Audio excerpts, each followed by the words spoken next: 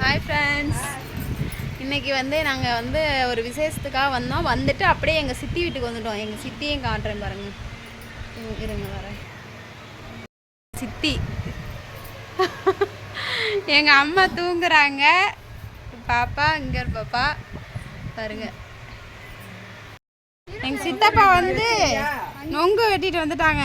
பாருங்க, இவர் தான் மெயின் ஆள். வெட்டிட்டு வந்து கொடுத்துருக்காரு எனக்கு. பாருங்க, எங்கள் சித்தப்பாவும் எங்கள் வீட்டுக்காரரும் நொங்கு கொண்டு வராங்க. அப்புறம் நொங்கு எடுத்துட்டு வந்திருக்காருங்க. ஃபுல்லாக கொண்டு வந்துட்டாங்க எல்லாம். அம்மா இங்கே பாருங்க, இவங்க எல்லாம் போய் நொங்கு எடுத்துட்டு வந்துட்டாங்க. இங்கே பாருங்க, அந்த வகை எங்கள் சித்தி. இதான் எங்கள் சித்தி வீடு. பாருங்க அப்படியே. நீ கொண்டு வந்துட்டியா? இந்தா சூப்பர் சூப்பர். அங்கே பாருங்க, எங்கள் வீட்டுக்காரு நொங்கு வெட்ட போகிறாரு. எங்கள் சித்தி பையன், எங்கள் அக்கா பையன், என் பொண்ணு, அங்கே ஒரு பொண்ணு, அதுவர் எங்கள் சித்தி பையன், சின்ன பையன் நொங்கு வெட்டுறாங்க. எங்கள் சித்தப்பா அவர் நொங்கு குடிக்கிறாங்க. இதுதான் எங்கள் கிராமத்து வாழ்க்கை.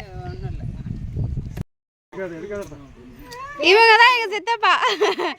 கம்மன் இருடா, தலை போட்டு திருப்பாத. நொங்கு வெட்டி தர போகிறாங்க எங்கள் சித்தப்பா.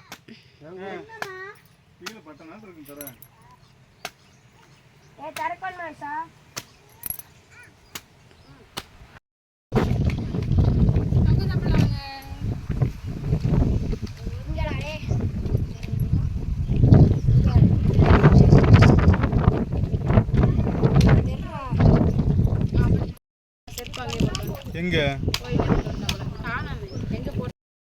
பார்த்தீங்களா, அக்கா தங்கச்சியும் ஜாலியாக உட்காந்துட்டாங்க. இவங்க அக்கா, அவங்க தங்கச்சி.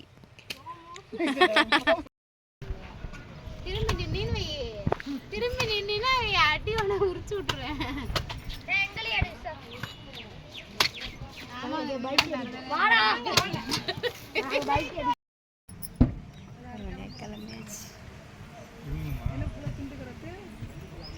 அதுக்கப்புறம் நொங்கெல்லாம் வெட்டி குடிச்சிட்டு ஒரு சாயந்தரம் போல் எல்லாருமே கிளம்பிட்டோம் சித்தி வீட்டிலேருந்து.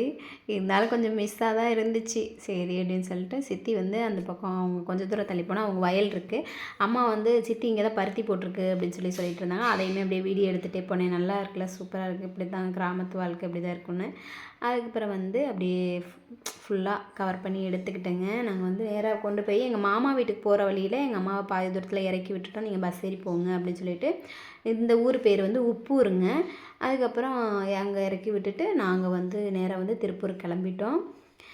நாங்கள் ஒரு காது குத்துக்காக போனோம். அப்படியே சித்தி வீட்டுக்கு போயிட்டு வந்தாச்சு.